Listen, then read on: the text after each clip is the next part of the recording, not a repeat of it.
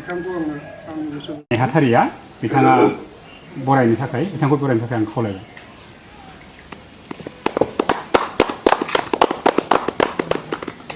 साबायखर थाबाय जोंहा खौसेथि बर' सुबुं आफाद बिथाङा जयसिरां बसुमतारी आरो बरायबाय। साबायखर बसुमतारी नोंखौ बरायदों प्रभात बसुमतारी सारा।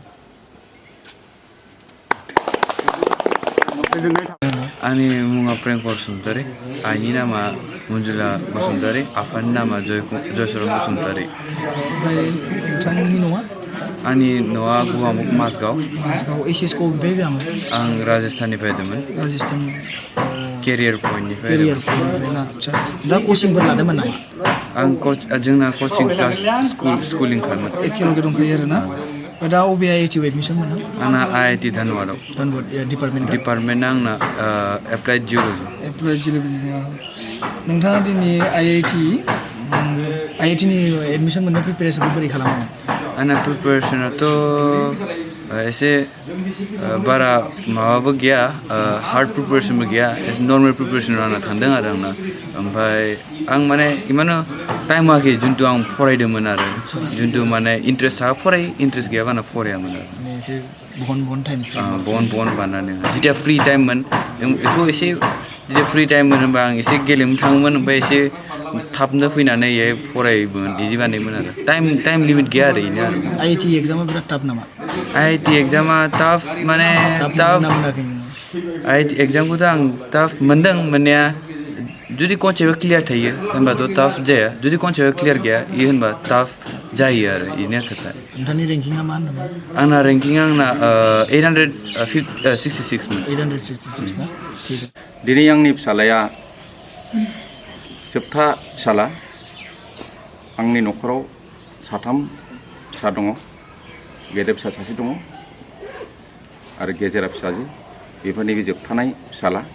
बिथाङा दिनै जिथु आइआइटिनि खारनै पास जाना फैबाय, आइआइटि सिट मोनबाय, बिनि खारनै आं जोबोद गोजोननाय मोनबाय आरो दिनै रायजो राजाफ्रा फैनानै दिनै जोंनि न'खराव आगान होफैनायनि खारनै आं जोबोद मोजां मोनदों। आरो नोंथाङा आसामनि जिथु जोंनि बर' रायजो राजा बिथांमोन दं बा जोंनि रादाबनि नायगिरि, गार्जेनफोरखौ मा बुंनो सानदों जे माबायदि गाइड होनांगौ गावनि गथ' गथायखौ?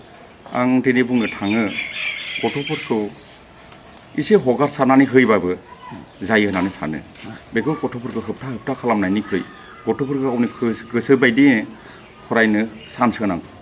जेरैबो होबथायोबा बिसोरबो एसे ट्राबल मोनो होननानै सानदों। जायनि खार'नै आंनि गथ'खौ आं दिनैसिम कन्ट्रल खालामाखै, गावनि गोसो बायदिनो आं फरायनो होदों। नों जेराव गोसो जादों बेयाव फराय, आंनिफ्राय आं हेल्प होगोन, आं बेखौल' बुङो।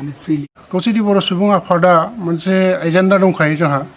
दा बे एजेन्डा बायदियै जोङो जोंनि जायगायाव जा गोरों गथ'फोर बा हिक्कित गथ' गथायफोर दं, बिसोरखौ जोङो